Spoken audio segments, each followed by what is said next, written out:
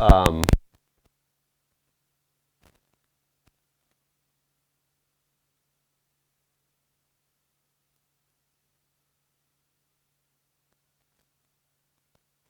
couple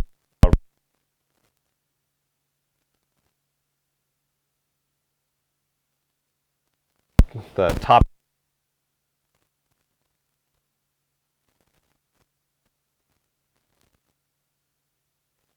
bar you guys for your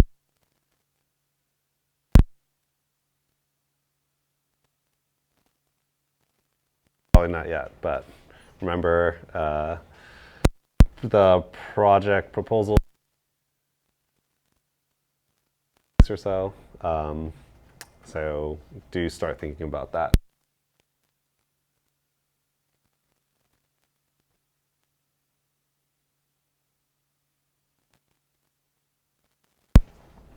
Okay, so I have here plot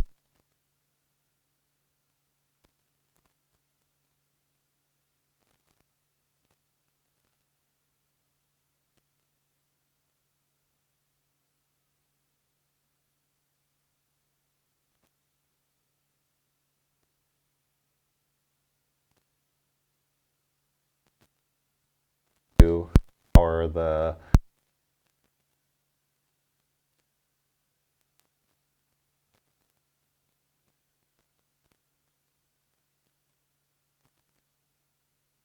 and essentially mining.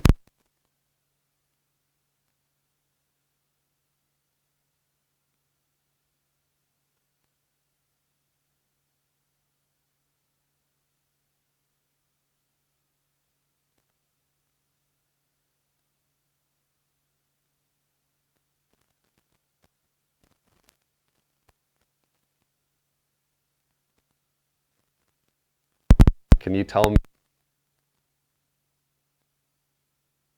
how would you kind of describe?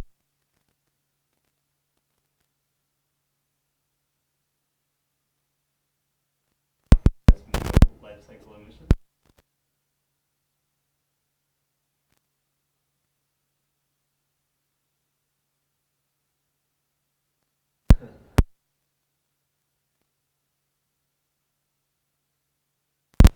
We don't actually, I'm not telling you what this bar is describing, right? It could be like the low end to the high end. It could be some probabilistic distribution, right? But there's something fundamentally different about this plot than this plot, right? You're like, how confident would you be in the first answer you gave as a description of this plot?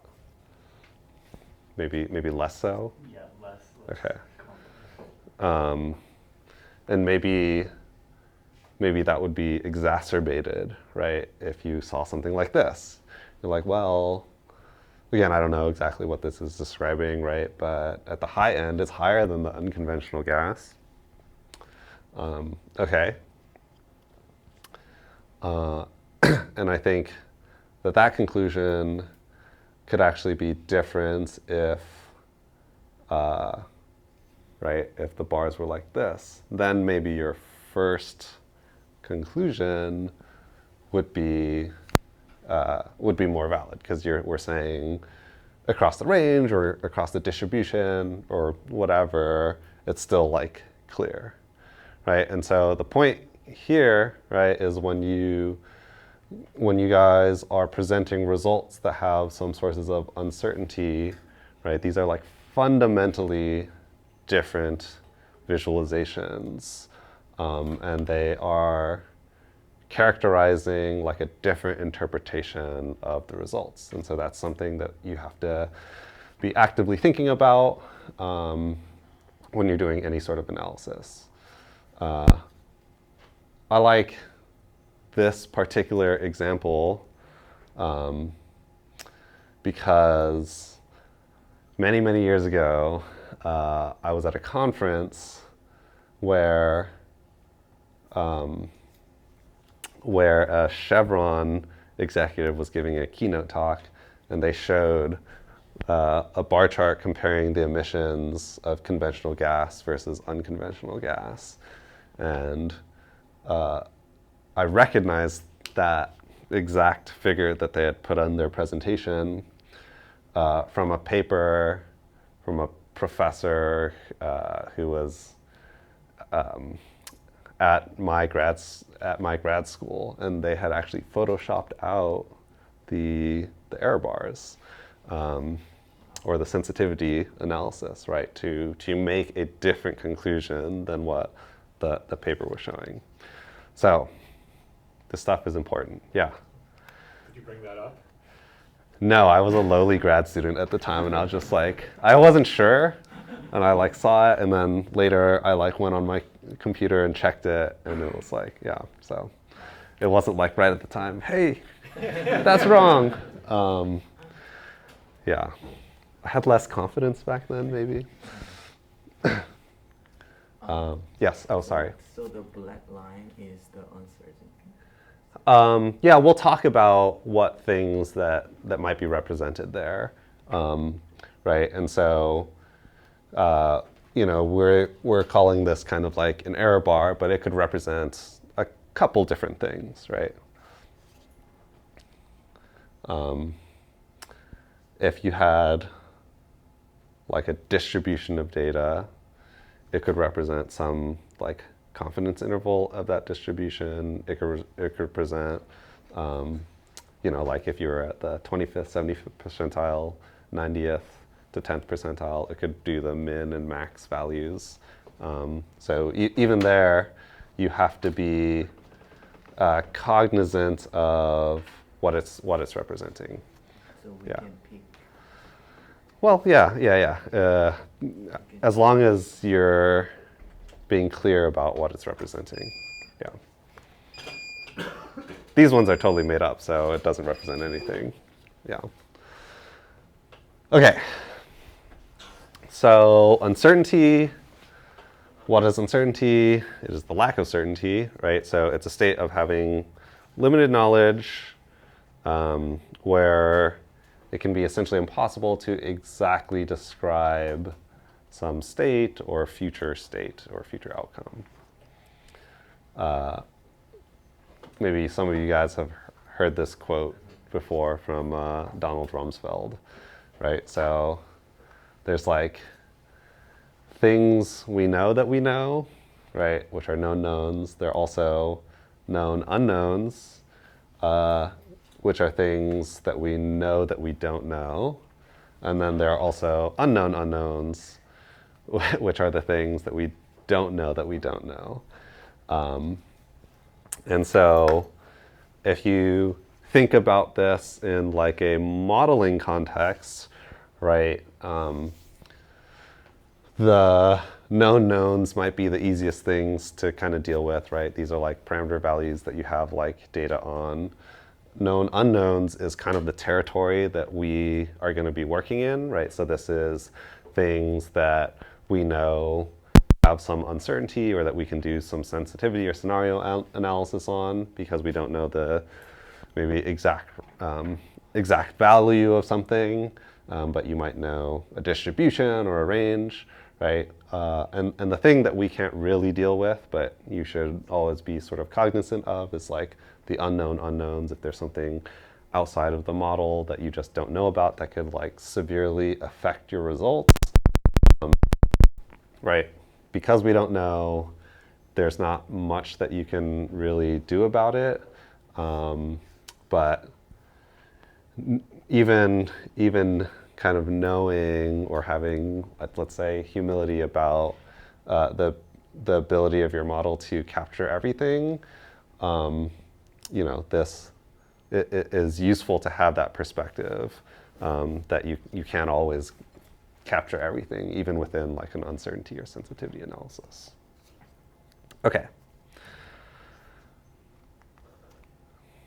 So we're going to try and break down sensitivity or uncertainty analysis, kind of starting with the most simple kind of baby steps and then doing, you know, full-blown analysis that lets us incorporate all sorts of uncertainty. Okay. Oftentimes sensitivity and scenario analysis is kind of used interchangeably. This is also known as like a what if analysis.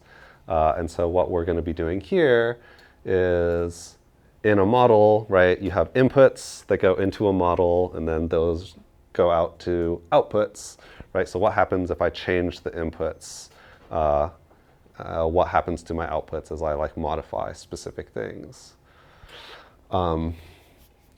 Uncertainty propagation is kind of like a function of uncertain values. Like if they have certain types of relationships, the type of uncertainty could be propagated throughout your model in like nonlinear ways. So that's one thing to keep in mind, and we'll see some of this in the examples later. And then uncertainty analysis is kind of like a broader spectrum of analysis where you might not be changing inputs kind of one at a time, but you're looking at the whole landscape of uncertainty in your inputs and see what happens and how that might be visualized in your outputs. Okay, we're talking a little bit abstractly here, but we'll show some concrete examples. Okay, sensitivity analysis. So one way, it's not the only way, but one sort of nice, easy way to do a visualization of this is called a tornado diagram. And you'll see why it's called a tornado diagram in a little bit. And so this is a form of one-way sensitivity. So we're going to make a graph where you're varying one thing at a time from like a low to a high end of values, and we're going to show the output as a function of the thing that you are varying. Okay, so let's just dive into an example.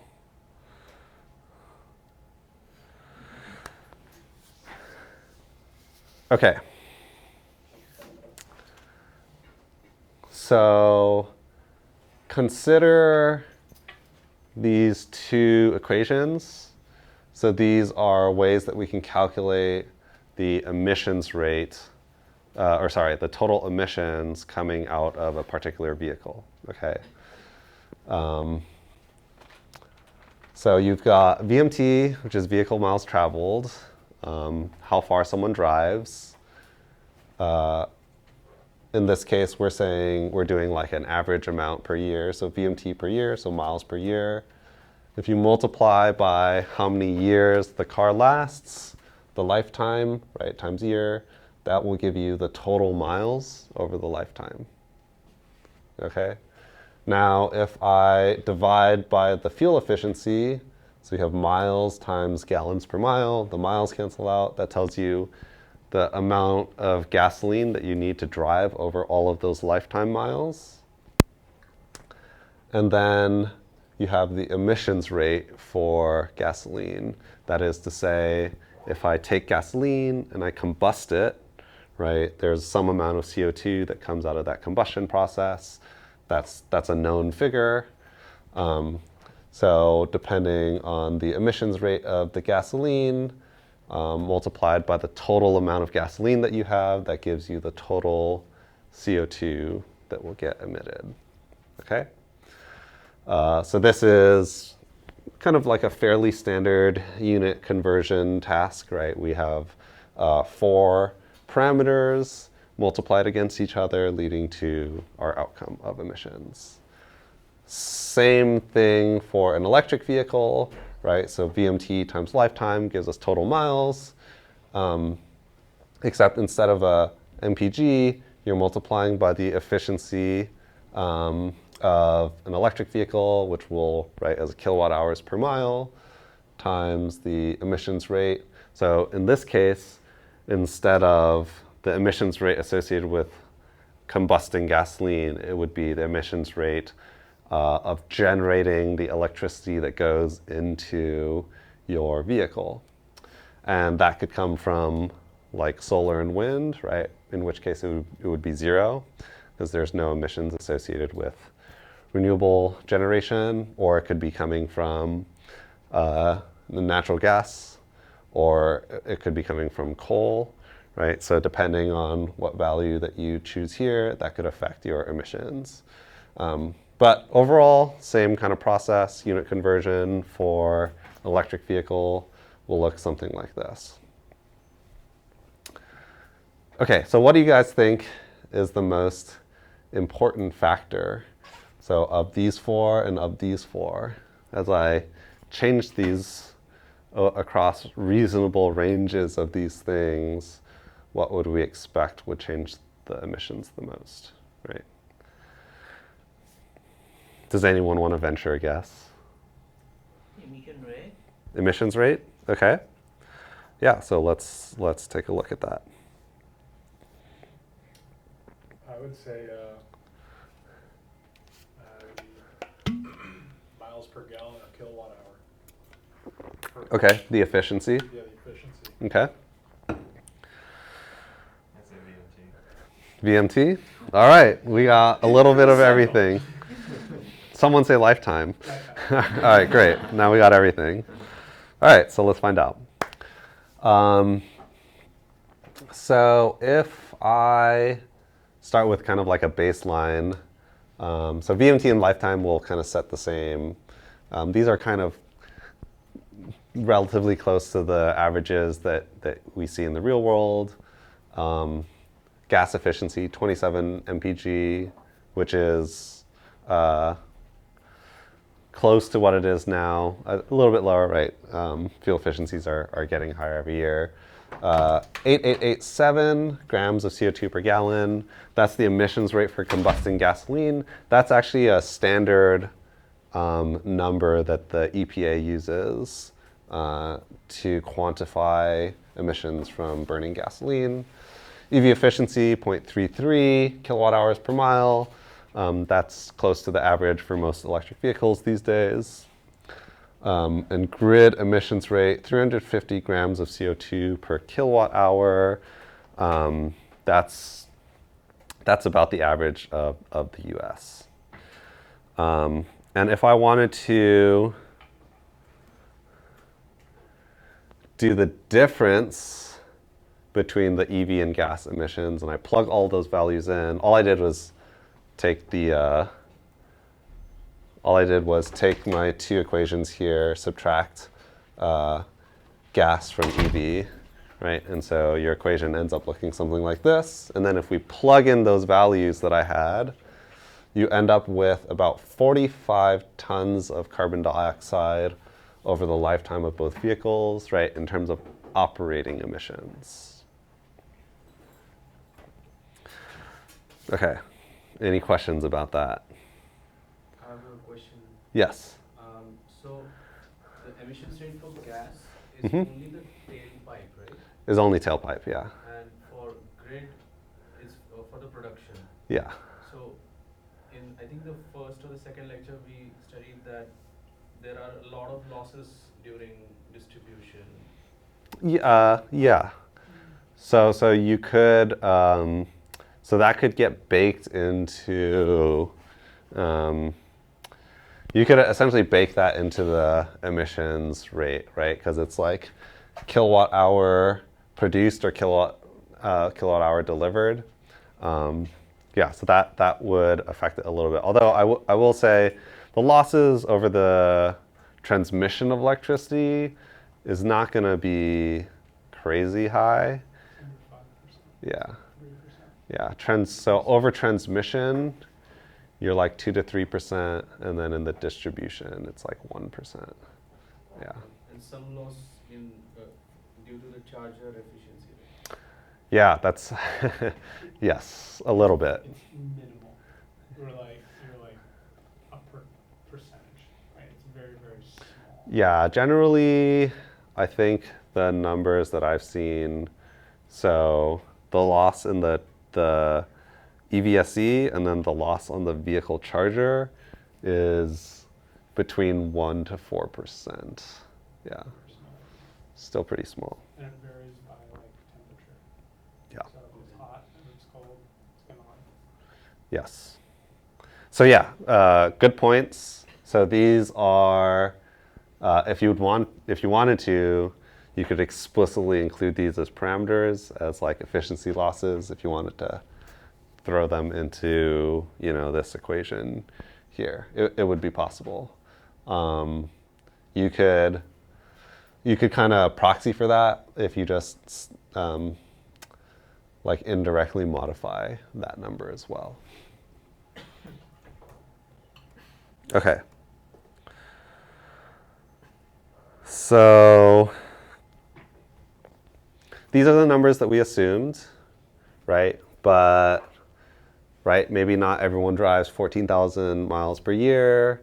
Maybe the lifetime of the vehicle is actually a little bit wider, right? Depending on, like, if you wanted to look at the distribution of it and you wanted a better representation or a range of the representation for all of these things, right?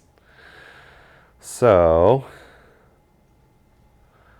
what happens to our answer, our 45 tons difference, as I change different aspects of it, right? And so what I can do is go in and look at like population values and look at, some percentile, for VMT or for lifetime and for all of these things. And you might vary each of these values in a certain way. And this I would say is like a reasonable representation of possible values that you could see across all of these things.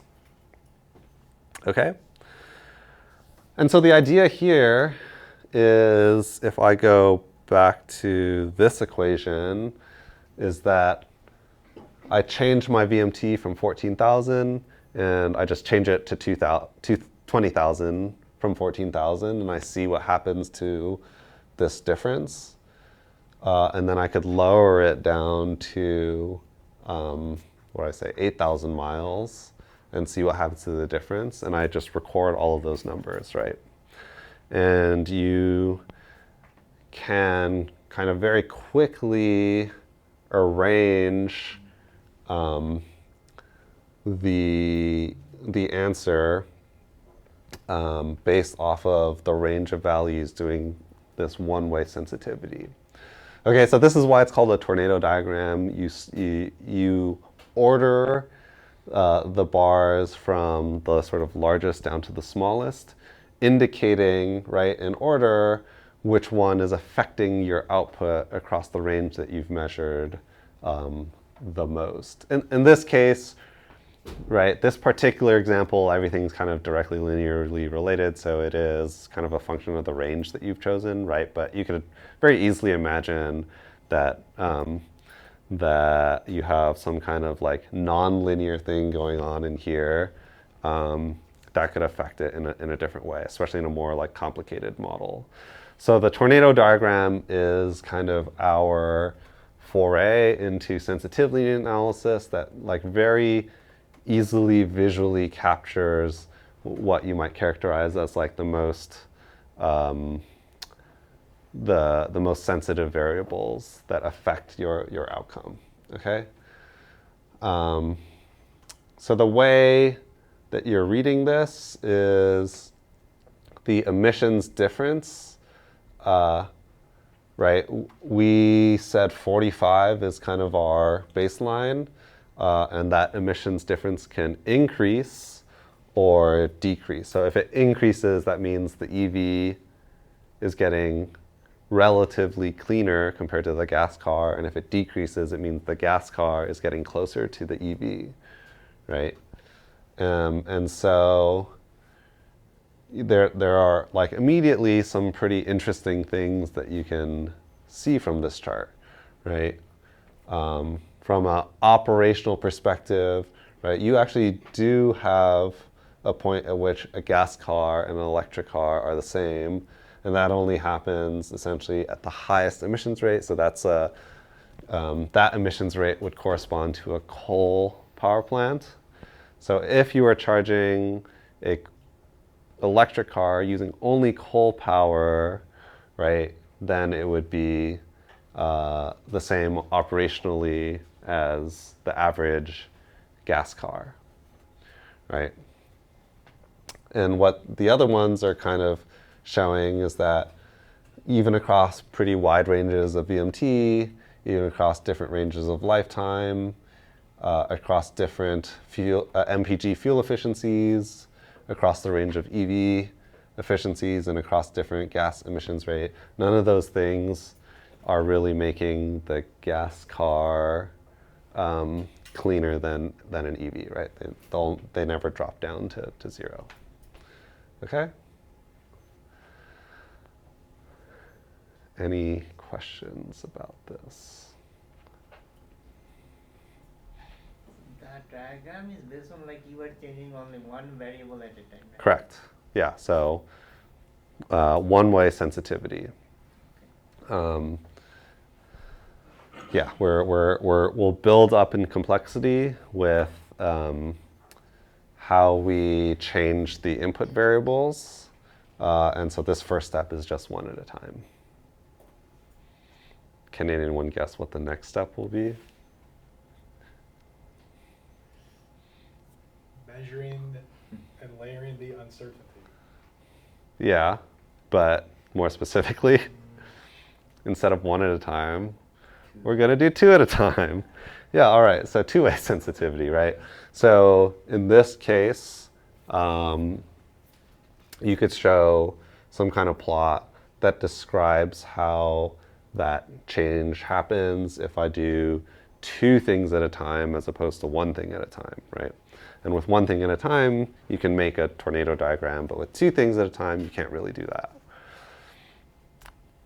So in this case, let's say I want to change both the gas efficiency and the grid emissions rate, which I believe, so that would be, right, the biggest bar and this bar, which is kind of similar in size to the other three. But if we wanted to vary MPG and the grid emissions rate, it might look something like this.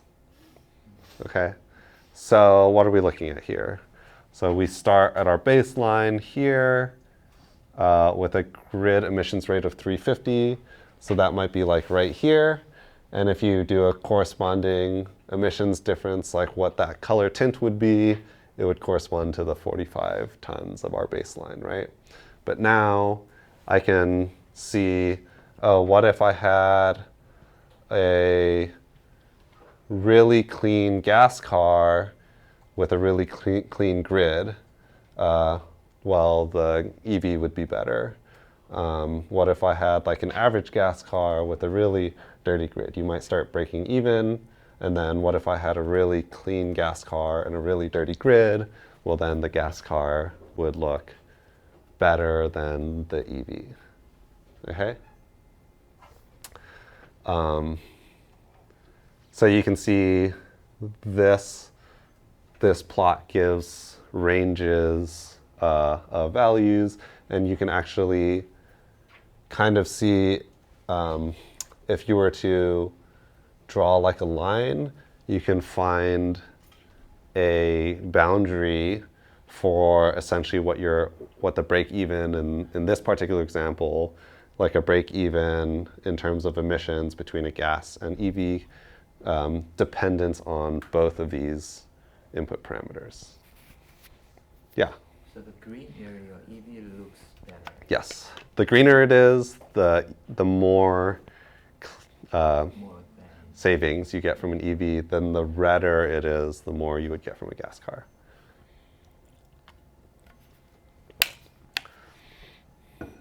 Okay. Any other questions about this? All right, what are we going to do next? No, we're not. Sorry. Trick question, right? So you can only kind of do this so far, right? Because every time we add a dimension, the visualization gets a little bit harder, a little bit harder. You could feasibly do a three-way sensitivity, right? I could have like a z-axis, and then you could have like a topology that would describe it. but that's already getting kind of complicated to digest. And then 4, 5, 6, you're adding a dimension every time it becomes impossible, right? So these sensitivity tests are only useful kind of up to a certain point. And there's another kind of drawback. And can anyone think carefully and maybe vocalize what that drawback would be if I'm only testing kind of one thing at a time?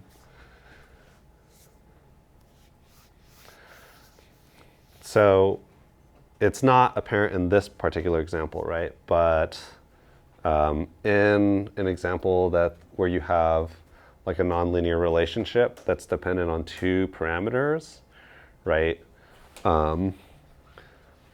That's something that you would miss in some of these simpler sensitivities. And so, like so in the one-way sensitivity, what if it were the case that, if I varied that one and another one at the same time, it would result in a really different output. Well, I would never be able to visualize that in a one-way, right? You might be able to see that in a two-way, but it could be like 3 variables together, right? So you should be aware that like nonlinear relationships between parameters that move together wouldn't always be captured in these types of analyses. Okay.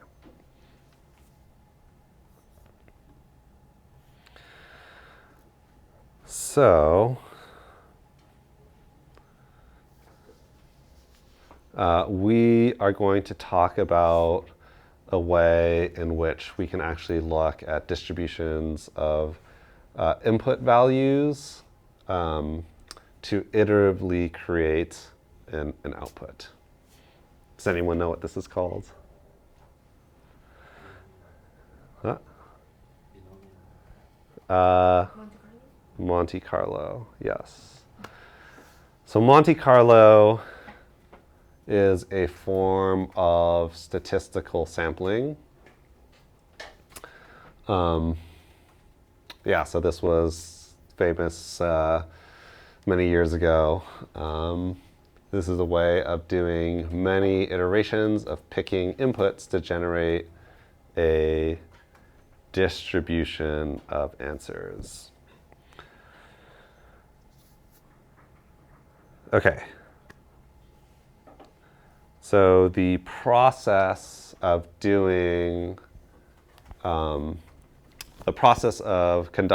a Monte Carlo analysis is 1, we specify probability distributions for uncertain variables. Then we sample values from those distributions and then calculate the model output for each set of samples. Okay. So I'll say a couple things here. So has anyone heard of bootstrapping? Okay, a couple people. So bootstrapping is very similar to a Monte Carlo. The only difference is in step 1. So in a bootstrap, you are sampling from a known distribution, whereas in a Monte Carlo, you are sampling from a distribution that is defined by some set of parameters, okay?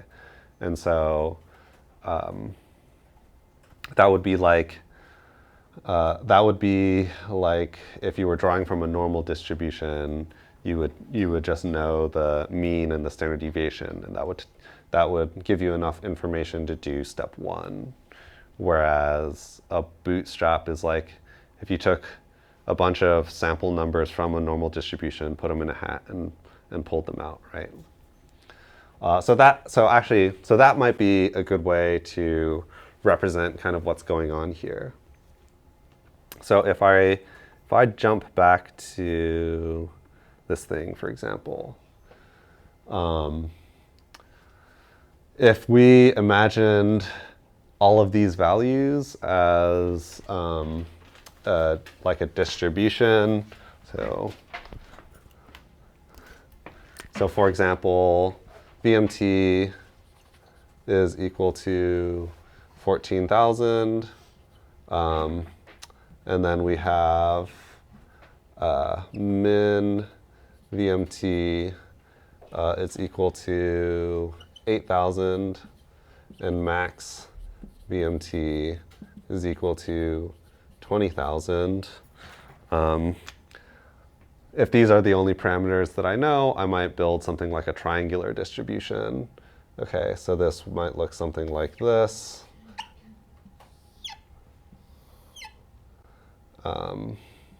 14, 20, and 8.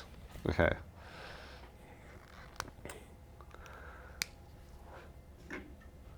So in this case, I've got a range of values and a distribution of those. So if you were to sample from this distribution, if I were just to pick a number out at random, it's most likely that I'll get 14, but I could get a bunch of numbers, in between here. And so if you imagine that my hat represents this distribution and I picked a number out of it, right? I could get something in here that would represent something within this range of values, with the most likely being 14, but it is possible that I would get 20 or 8, but it would be a lot less likely than something in the middle, right? So I'm picking numbers out of my hat. So imagine that I did this same thing for all of these. So they all have distributions. So let's say I have a bunch of different hats, one for each parameter. So if I pick a number out of this hat and I pick a number out of this hat, and so on and so forth, then I get a random set of values, and I can calculate this, right, based off of the numbers that I pulled out of my hat. So I will have one number here, and that might be 20 tons or 30 tons or 40 tons, depending on what numbers I just so happen to take out of my hat. So I'm going to do that, and I'm going to repeat that whole process many times, 10, 100, 1,000, 10,000 times. And eventually you end up with a distribution of your output as opposed to like a single value. Okay? Does everyone follow? That is essentially what's happening in a Monte Carlo. What do you mean by single value distribution? No, so what I meant is, so if I took one number out of each hat, and then I calculated that final equation, I would get one value, right? So let's say this is the delta in CO2 for EV minus ICV, okay? And let's say this is 10 tons, 20 tons, maybe we'll do like this. 20, 40, 60, 80. So the idea is if I draw everything out of the hat one time, I have 6 random values for each of those parameters, and I calculate the emissions difference. And let's say it just so happens that I picked out a combination that gives me, 20-something tons. Okay, so I'm going to put a little tick there. And I'm going to do it again. And this time I got something here, 55 tons. And I keep doing this again and again. And eventually, you start stacking things up, right? And eventually you're going to get a distribution. So a Monte Carlo analysis does not give you one single answer. It gives you a distribution for your answer. And that distribution represents kind of the distribution of values that you could get based off of uncertain inputs. Okay?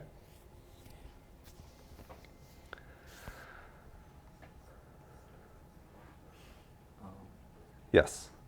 So, since you mentioned the robust methodology, robust, a bootstrap. So, Bootstrap, yes. So you mentioned that's gonna only use the non-bit distribution. No, so actually what I'm doing here is, you might call a bootstrap. Yeah. Um, Because you well, already defined the standard deviation. no. The strict difference between a Monte Carlo and a bootstrap is literally this. So this would be a Monte Carlo, where in a triangle distribution. Does anyone know what the parameters you need for a triangular distribution are? So like in a normal, you need a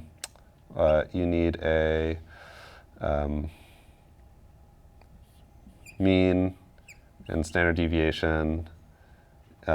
Same with a log normal. You also need a mean and standard deviation. In a uniform, what do you need for a uniform distribution? Come on, someone knows this. Why is it MA? You need a minimum value and a maximum value, right? So the idea is if I'm given a certain set of parameters, I can build the distribution, right? So with a normal log normal, I need a mean and standard deviation. With a uniform, I just need a min and max. With a triangular distribution, you need a midpoint, a minimum, and a maximum. These are the parameters. It's usually like ABC. Okay. So the difference between a Monte Carlo and a bootstrap is I have parameters that tell me what the distribution are, and then you sample based off of the parameters. In a bootstrap, let's say, so forget these values. Let's say this distribution comes from real data. So you just sample from that data set. Okay? So they're very close. Does anyone need more clarification on that? Right, so if you're sampling from like a big data set, bootstrapping, and if you're sampling from a parameterized distribution, that's Monte Carlo. But at the end of the day, they're both kind of doing the same thing. I would say in a lot of our line of work, probably you're going to be doing more bootstrapping, but people might even still call that Monte Carlo. And I say that because a lot of like energy and transportation stuff, you're like dealing with real world data as opposed to like distributions. So if the real data distribution is not standard normal distribution, it might easier to use the Monte Carlo to create the standard. Yeah, you could do that. Yeah. So if you look at data and you didn't want to do bootstrapping, you could like characterize the data as a distribution, which actually would not be uncommon, right? Because like a lot of things are normally distributed or log normally distributed. You get those parameters and then you could do the Monte Carlo, right? Okay.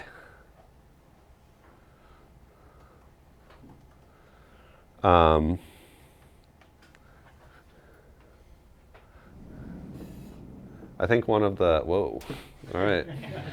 Week 4 indeed. One of the most famous examples of a Monte Carlo / bootstrap, now that I think about it, is calculating the value of pi. I also think this example is kind of cool, so I will show it. So if you guys are stranded on an island, and you needed to, well, let's say someone's like, you have to calculate the value of pi. How would you go about doing it? I guess, or if you were really bored and you wanted to be intellectual while you were stranded on the island, how could you calculate pi with nothing but a bunch of coconuts or rocks or whatever?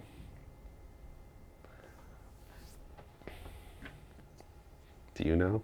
Do you remember? Yeah, the Uh-huh. then the word. Okay. So Just a clarifying question. So we cannot perform Monte Carlo on, like, it's just for the parameterized data? If we want to perform the sensitivity analysis, so we can use this just for the parameters. So you can do Monte Carlo / bootstrapping for anything that has a distribution, inputs that have distributions. What I would say is oftentimes you are having to assume distributions for data. And I'll get back to the example and show how you might do that. Okay. So will you use the coconuts and like cut them apart? No. They're oval coconuts. Oval coconuts. It has nothing to do with the coconuts themselves. Yeah. So what you would do is you would draw a square in the sand. Okay. And then you could draw a circle. And then you randomly huck coconuts or rocks or whatever into this area. It does have to be random, so that part might be a little hard. But you'll start filling up this thing, right?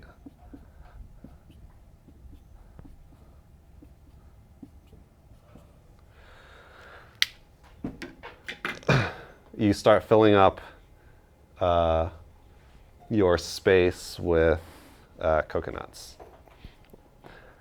And there's something about the relationship between the area, right, of the square and the area of the circle that you can rely on to calculate this. And this is like kind of like a brute force way, right, of calculating pi. And essentially what you're doing is you're building a distribution of the areas. Okay. So draw a square and inscribe a circle within it. Uniformly scatter points inside the square. Then all you have to do is count the number of points that are inside the circle versus the points that are inside the square. And the ratio times 4 is going to be equal to pi, right? And that's because the area of the square, length times width, is 1.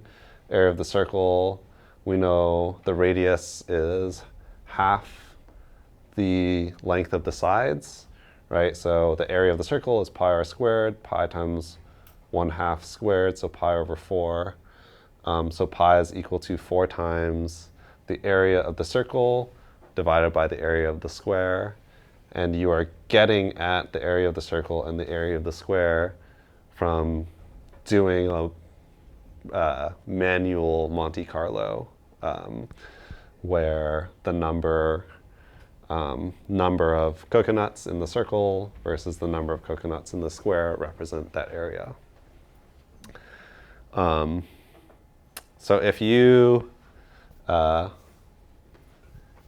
could actually write this in like a simple program and run it, and you'll see like the more points that you throw into this, the closer and closer you'll get to the correct value of pi, right? So if you throw in 1,000 coconuts or 1,000 points, you might get like the first 3 or 4 digits. If you did like 1,000,000 points, you might get out to like 5, 6, 7 digits, right? And so on and so forth. So yeah, so this is kind of a unique application of the Monte Carlo method approach. Okay, any questions?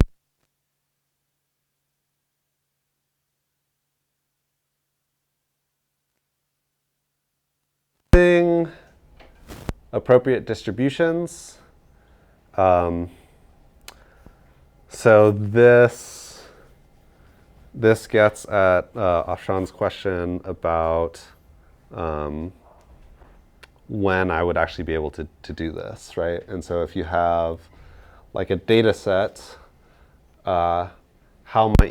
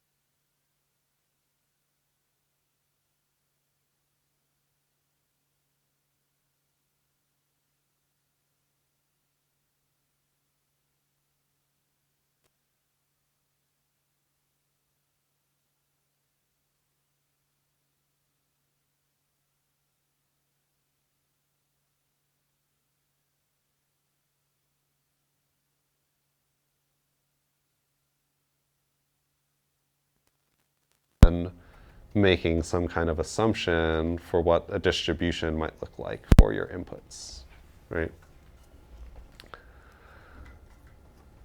Okay.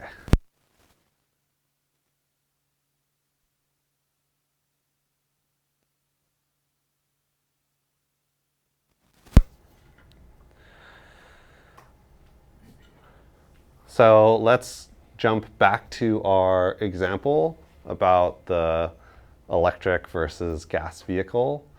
What I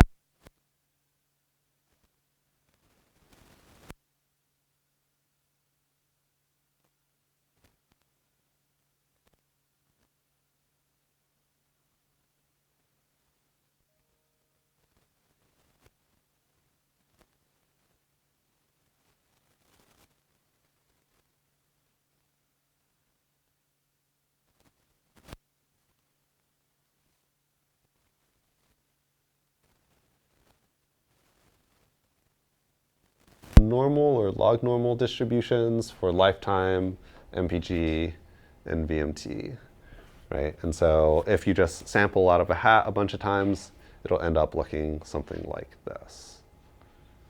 Yeah. Is there a reason you apply log normal to the lifetime? That's not negative, that why? Right. So the point of doing a log normal distribution is so that as you draw from the hat, you'll never get a negative lifetime value. Or just to make sure Yeah. not gonna get the negative. Yeah. Exactly. So in this particular case, right, this is a 14 with a standard deviation, I believe, of 6,000 miles.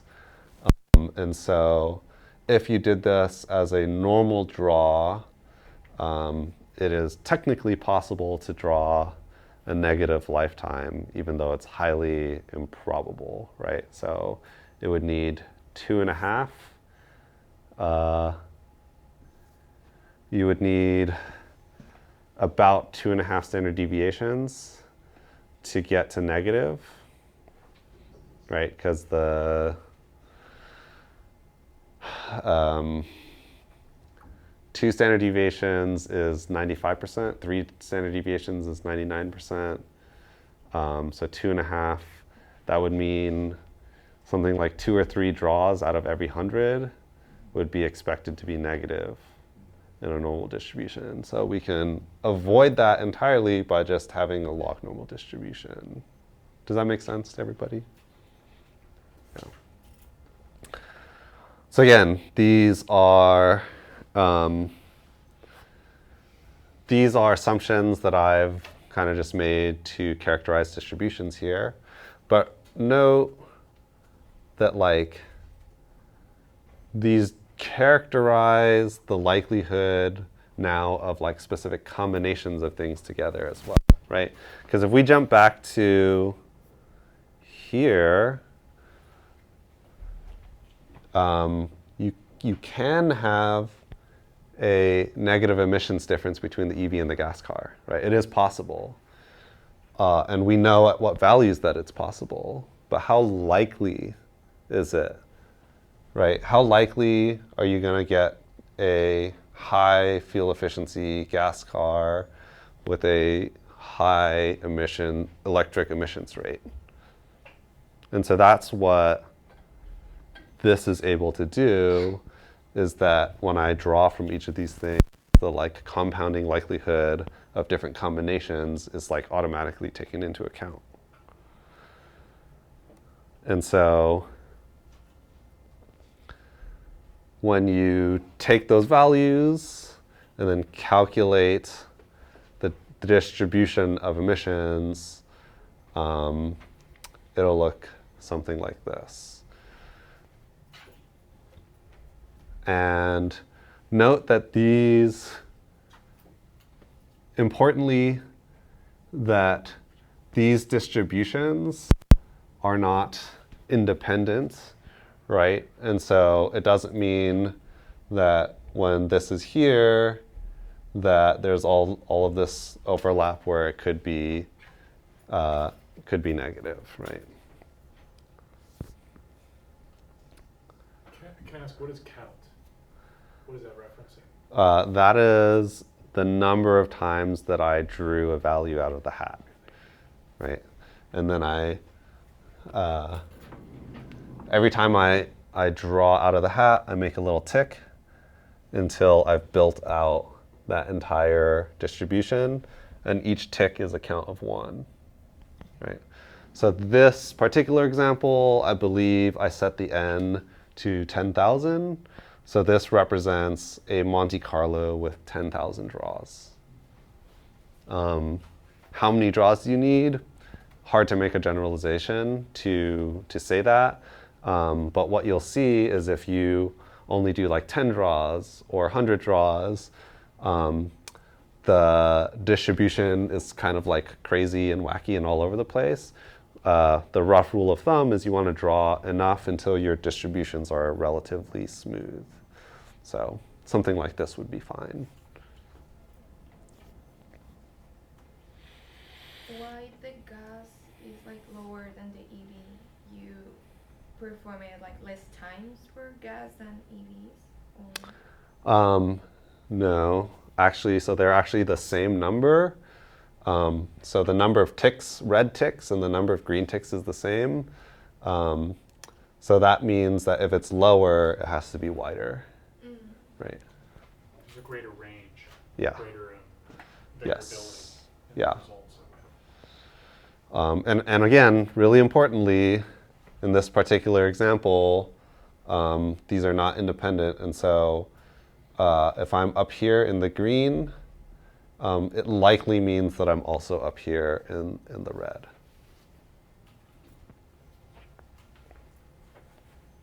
So if we interpret the result, Mm-hmm. so the variation of the lifetime emission is higher, Yeah. and then the cortices of the EV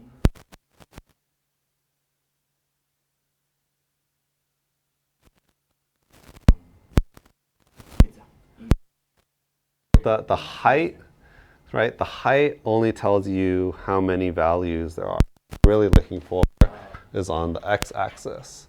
So if I took the average EV, that might be something like this, right? And I took the average gas, that might be something like this. So that means on average the gas is more emitting than the EV. Yeah. And so you have 10,000 draws. Is this 5,000 draws EV, 5,000 gas? No, this would have been done all at once, so 10,000 each. Yeah. Okay. And can you just explain why are they not independent? Yeah, they are linked because the way we set this, in this case, the way is,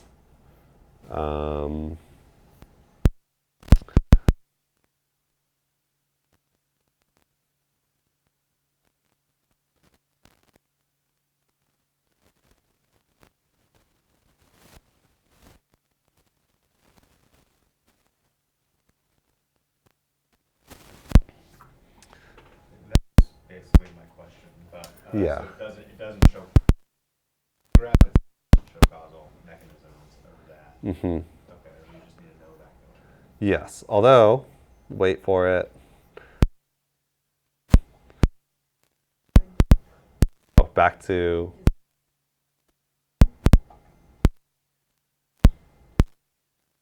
It's like that. oh, this one? Okay. Okay, what do you want to see here? So it's like, so you just combine them? No. What I did was, You're just showing the kind of distributions. huh? You're just showing the kind of distribution. Yeah. These are the assumed distributions. Yeah.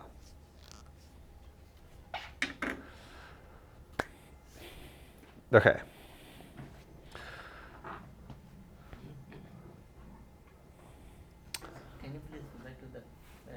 This one? So I mean, told us like in the draw was like one like 10,000, but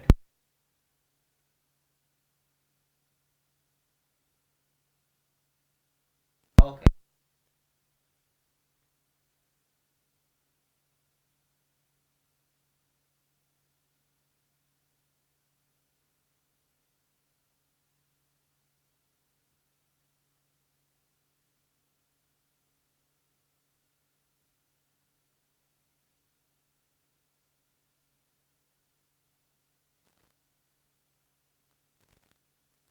Subtract the graphs against each other? No. Or could you have to like put it inside of each value you're running? Yeah, you could. So almost the way that you could visualize this would be something like this. If I were to draw a table, so VMT, lifetime, MPG, kilowatt hours per mile, gas emissions rate, and then electric emissions rate. It might be something like this.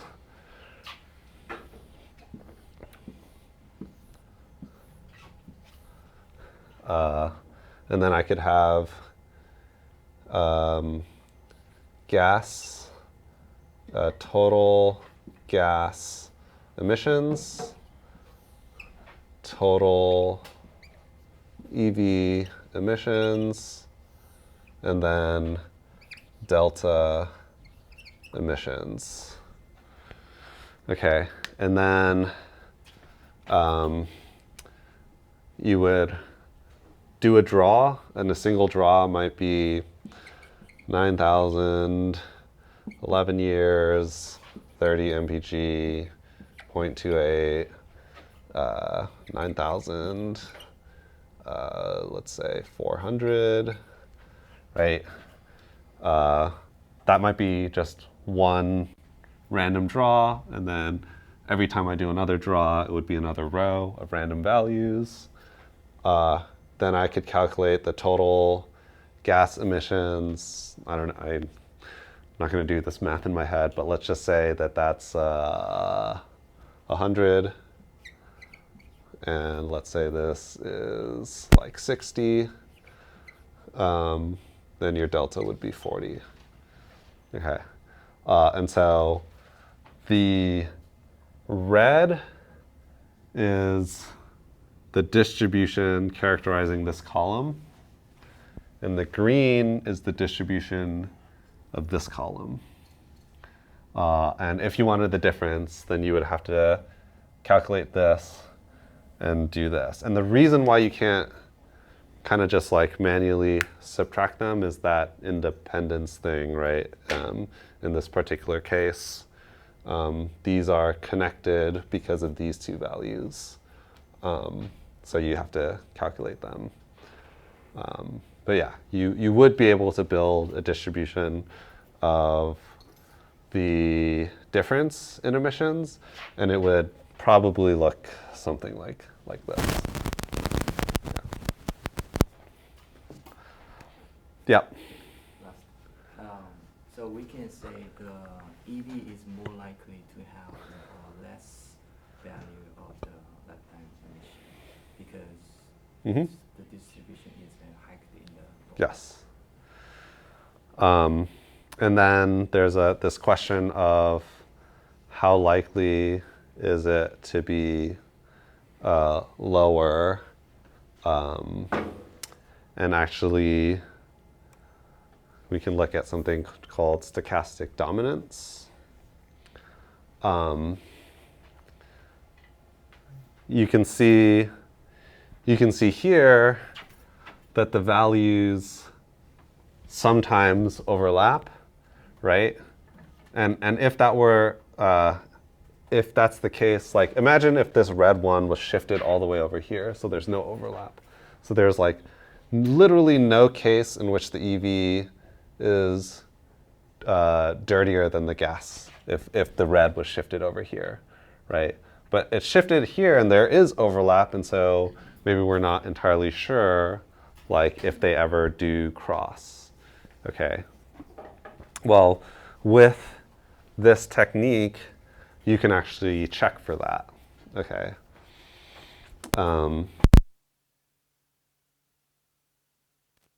CD accumulate.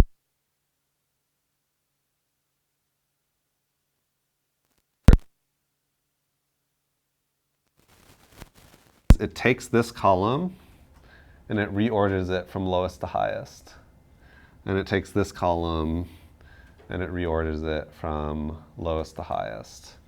And then we're looking at that CDF distribution to see if those plots ever cross. Okay. And if I did that, it would look something like this. Okay. And so, because the EV is always to the left of the gas car, we can confidently say that the EV is stochastically dominant. So the chances of the electric vehicle being dirtier than the gas car is essentially zero. The plot won't always look like this, but this is the way that we diagnose for plots that like overlap, whether or not they truly have that overlap, right? When the lines cross each other, that means there isn't stochastic dominance, and you can't make a statistical conclusion that one is like lower or higher than the other. But when they don't cross, like in this example, you can say that. Okay? Can you go back to? Yes.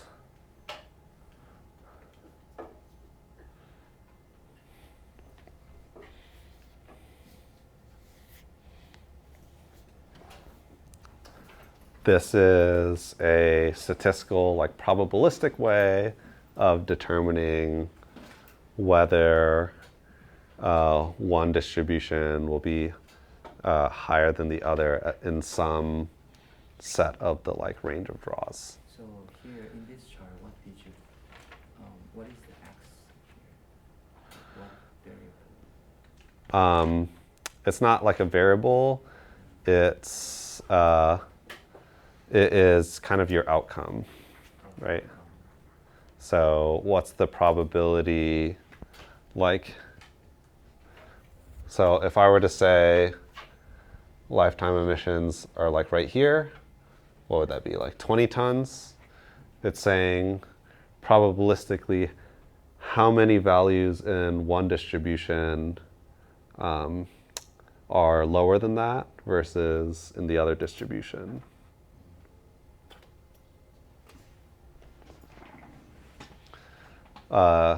Did you have a question? Yeah, sort of. So it's saying that the lifetime emissions of an EV are always going to be unambiguously Yeah. less than that of a gas vehicle. Yes. If Yeah. independence is paid attention to. Yes. So, given all of our assumptions, but yeah.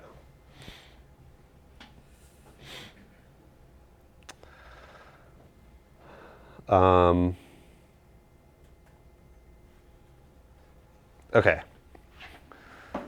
Monte Carlo with correlated draws. Sometimes your input distributions are correlated, and in that case, you might need to modify this procedure just a little bit because your draws are not independent. So you have a conditional draw in your second distribution, or whichever one is correlated, right? So you would randomly draw from a first distribution, and then you would draw from the second one based off of the value of the first one. So it's just a very small modification to your regular approach with Monte Carlo.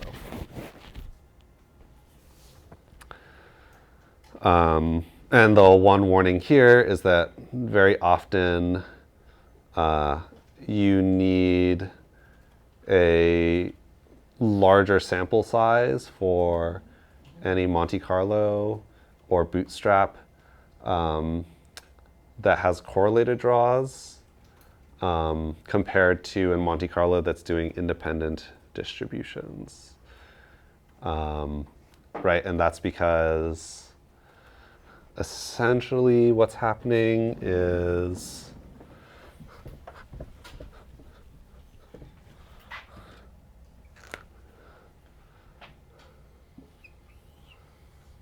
if you have a distribution like this,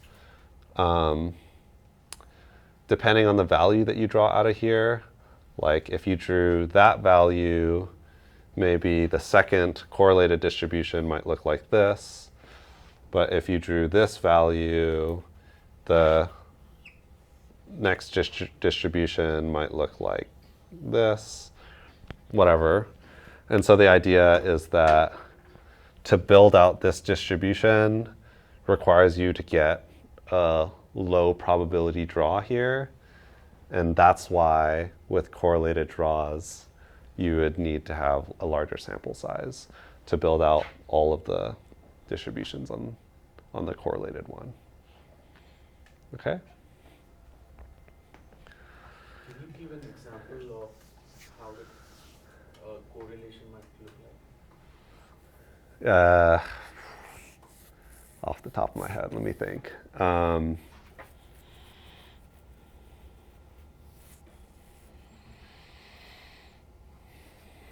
If you wanted to, okay, what is an example of this?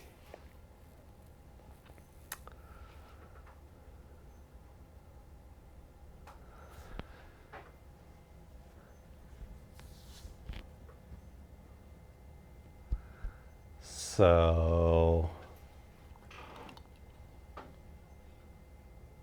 okay.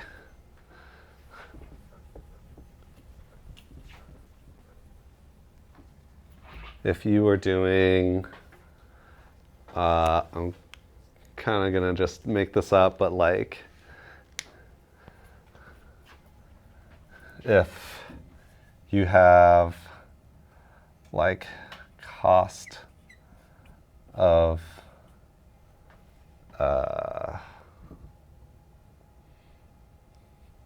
yeah, sure. Cost of natural gas and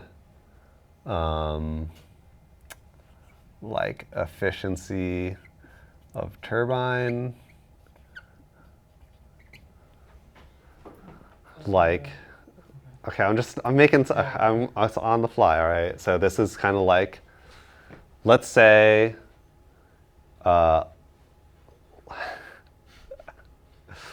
let's say you had like cheap natural gas that's like kind of dirtier or like is like less refined, so it's got like junk in it. And then you had clean natural gas, and then the types of turbines that can take dirty natural gas have like a lower efficiency. And then, right, I'm just making this up, right? So let's say you have, a distribution of costs, so dollars for NG, and there's like two things like this, and this is like, this is dirty, and this is clean.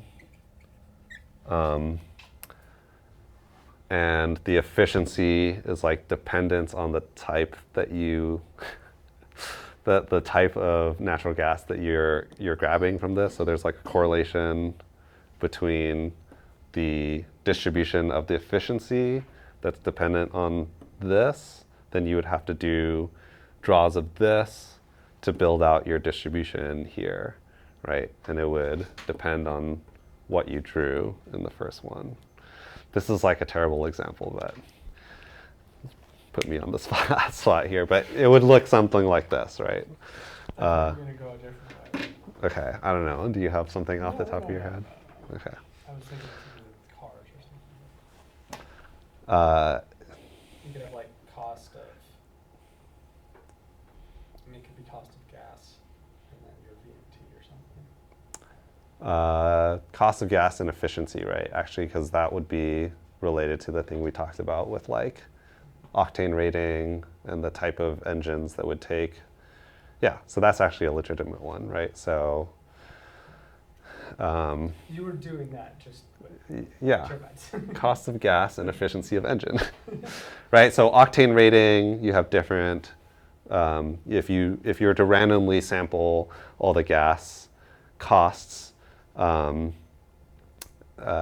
we assume that people would actually use their engines correctly with the right gas, then in the draw of the efficiency, the higher cost ones should be related to a distribution related to engines of like luxury and sports car vehicles, which are the ones that are using the high octane rating gas ones. Okay, that's a better example. Does that make sense to everybody? I feel like I'm getting a lot of blank stares. Come with more examples. Well, you guys will find out on the homeworks. This stuff is actually all on homework 3, so it'll be a while before you do this. What I would say, so practically speaking, if you want to do a Monte Carlo or you want to do Bootstrap, so unfortunately, so this class, we don't do like programming or anything like that. You're kind of on your own. You're welcome to use whatever platform that you want to do this on. What I would say is that, right, simulating stuff, doing sampling, and doing draws is going to be a lot easier in like a programming platform. So if you're doing like R or Python or whatever, it'll be, I think, a little bit more straightforward. But this is perfectly doable in Excel as well. It's just a little bit more of a hassle, right? Right. The difference is essentially in R or Python, right? I can say sample parentheses, 10,000, and then give the parameters, right? So, for a normal distribution, it would be like R norm or something, right? And you would give it the mean. You would give it the mean and standard deviation, and it would populate a vector of values that would be filling out this column automatically, right? And likewise for these. If you wanted to do this in Excel, right, you would write out, I don't remember what the function is to do a random draw. It's like equal rand or something in Excel. Yeah. Yeah, so you'd have equal rand, and then you'd like drag it down 10,000, right? So it's slightly tedious because you'll have these ginormous worksheets to do a Monte Carlo. So practically speaking, this stuff is a little bit cleaner to implement in programmatically, but perfectly doable across most platforms that you guys will be working with to do any of this analysis. Okay? Questions?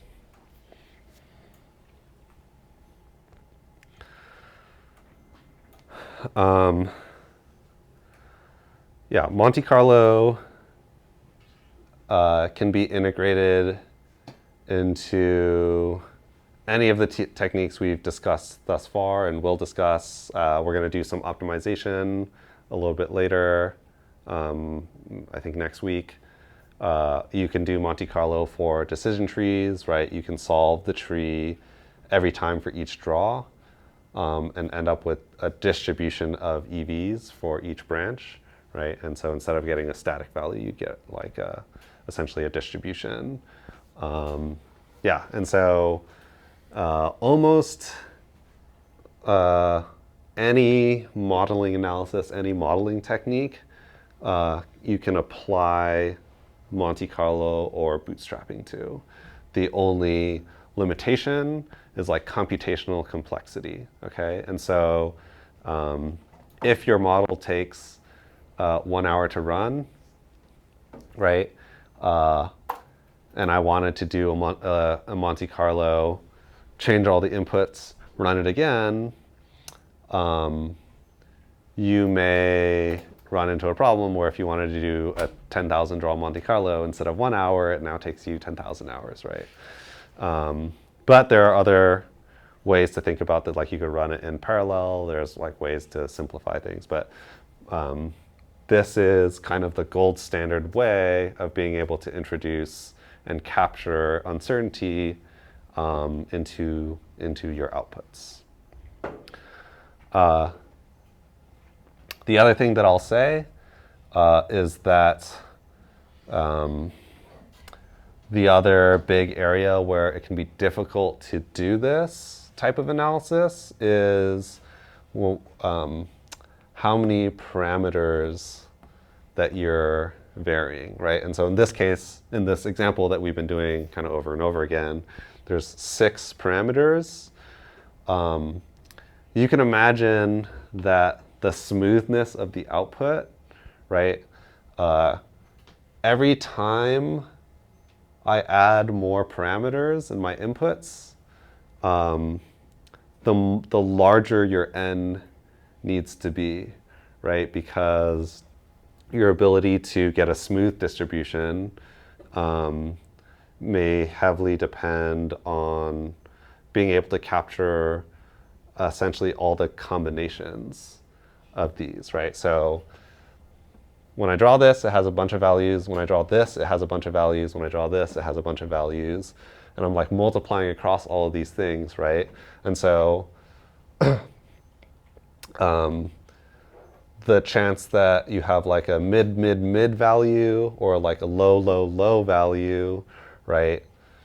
The more and more parameters that you have, like imagine the probability of like this one being low. Imagine the probability of having both of these having to be low. Now low, and then low, right? The more parameters you get, your ability to characterize the output distribution depends on how many input parameters. And so at a certain point, as you add more and more inputs, it will actually you'll need an exponentially larger sample size to get a smooth output.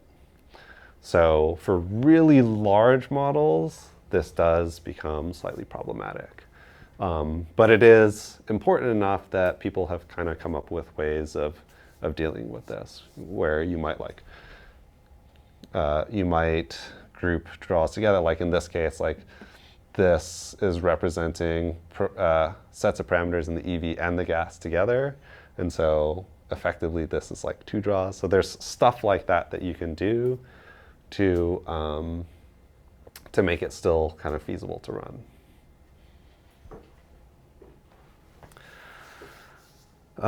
Okay, and the last slide here. Well, okay, we already talked about this. Bootstrapping versus Monte Carlo, right? Distributions with known parameters versus taking it from a sample.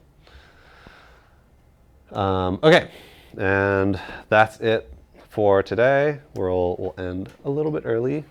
Yeah, and I'll stick around if anyone has any questions on the stuff or homeworks or projects, since we have a little bit of extra time. Otherwise, I will see you guys next Monday. And just remember, homework 2 is now out. And this homework in particular, don't wait till the last minute. It is a difficult homework, so.